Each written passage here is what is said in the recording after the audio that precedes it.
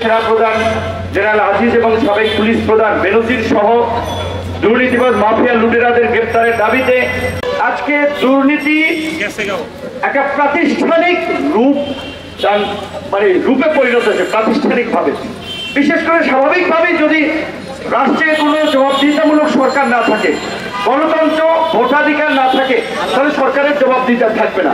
আর জবাবদিহিতা না থাকলে সেখানে দুর্নীতি দুঃশাসন বাড়বেই। আর দুর্নীতি দুঃশাসন যেখানে থাকবে সেখানে এই আজিজ বেনজিররা তৈরি হবেই। আমার দুঃখ হয় যে ওবায়দুল কাদের কিছুদিন আগে কি নির্লজ্জের মতো কথা বলেছেন যে আজিজ বেনজির সরকারের কেউ না।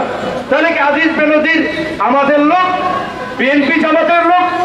হৃষ্টপুষ্ট করে আজিজকে আপনার বর্ডার গার্ড বিজেপির প্রধান থেকে সেনা প্রধান বানিয়েছেন।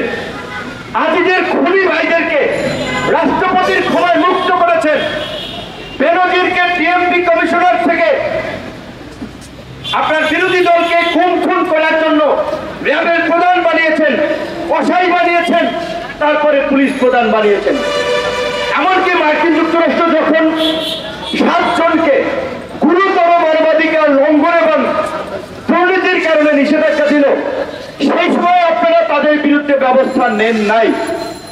মানে ওই যে একটা গল্প আছে না, যে যার এক কান কাটা লজ্জায় সে গ্রামের মধ্যে যে হাঁটে না, কান ধরে ধরে হাঁটে, আর যার 2 কান কাটা বেহায়ার মতো কয় বাজারের মধ্যখান দিয়ে হাঁটে। আজকে মার্কিন যুক্তরাষ্ট্রের নিষেধাজ্ঞার পরেও সেনা প্রধান পদে তাকে বহাল রেখেছিলেন। আপনার নিষেধাজ্ঞার পরে পুলিশ প্রধান পদে বেনজিরকে বহাল রেখেছেন। এমনকি আল জাজিরাতে যে all the prime ministers main যে ডকুমেন্টারি হলো, যেখানে স্পষ্টভাবে দেখানো হলো আজিজ তার ক্ষমতার অপব্যবহার করে কিভাবে সেনাবাহিনীর কিছু অফিসারের মোরালিটি ধ্বংস করে তার ভাইদের পাসপোর্ট বানিয়েছেন, তারপরেও কিন্তু আজিজের বিরুদ্ধে ব্যবস্থা নেন নাই।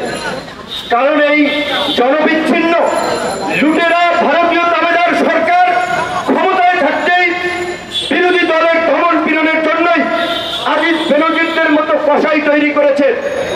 আজিজের কারণে আজকে আপনারা শুনেছেন বিএনপির আমলের এক ভদ্রলোক বিডিআর প্রধান ছিলেন, প্রায় টকশোতে তিনি কথা বলেন। তিনি বলেন তাদের একটা এমইউ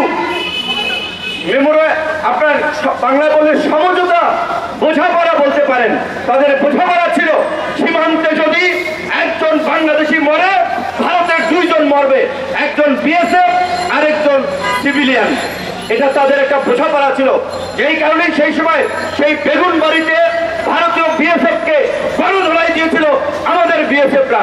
আর এই ভারতীয় তাবেদার আওয়ামী সরকার ভারতের গোলামেরা রাজশাহীতে যখন আমাদের ছেলেদেরকে বিএসএফ ধরে নিয়ে যাচ্ছিল, তখন আমাদের বিএসএফ যখন আমাদের বিজেপি যখন বাধা দিয়েছিল, তখন হাতাহাতি ধাক্কাধাক্কি এবং এরকম একটা পরিস্থিতি তৈরি হয়েছিল।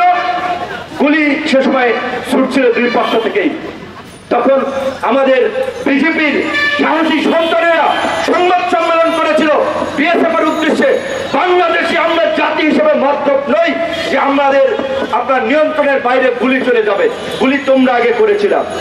এইরকম একটা বোল্ড কথা বলায়, একটা সাহস উচ্চারণ করায় এই ভারতীয় তাবেদার এবং গোলাম সরকারের গোলামরা যারা ডিজিএফআই, এনএসআই, বিজেপি, পুলিশ আছে, তারা যে চাটুকারিতা গোলামি করছে তার নজির সেই সময় আমরা দেখেছিলাম। সেই সাহসী কর্মকর্তাকে বিজেপি থেকে সরিয়ে ওইখান থেকে তাকে সরিয়ে দিয়েছিল। তো আজকে এই আজিজ এবং বেনজির, পুলিশ এবং সামরিক বাহিনী প্রধান, 2 প্রধানের যদি এই অবস্থা হয়, বন্ধুগণ আপনারা একটু কমন সেন্স থেকে চিন্তা করেন তাহলে বাকিদের কি অবস্থা। আজকে এমন কোন সরকারি সেক্টর, দপ্তর, অফিস আছে যেখানে ঘুষ দুর্নীতি চলে না? ঘুষ ছাড়া আপনি সেবা পাবেন। এমনকি হাসপাতালের মর্গে থেকে লাশ নিতে হলেও পুলিশকে ঘুষ দিতে হয়, হাসপাতাল কর্তৃপক্ষকে ঘুষ দিতে হয়। আজকে দুর্নীতি রাষ্ট্রের রন্ধ্রে রন্ধ্রে এইভাবে ছড়িয়ে পড়েছে। দুর্নীতি একটা মহামারী আকার ধারণ করেছে। কাজে এই দুর্নীতির বিরুদ্ধে আজকে যুব সমাজকেই জাগতে হবে, তরুণ সমাজকেই জাগতে হবে।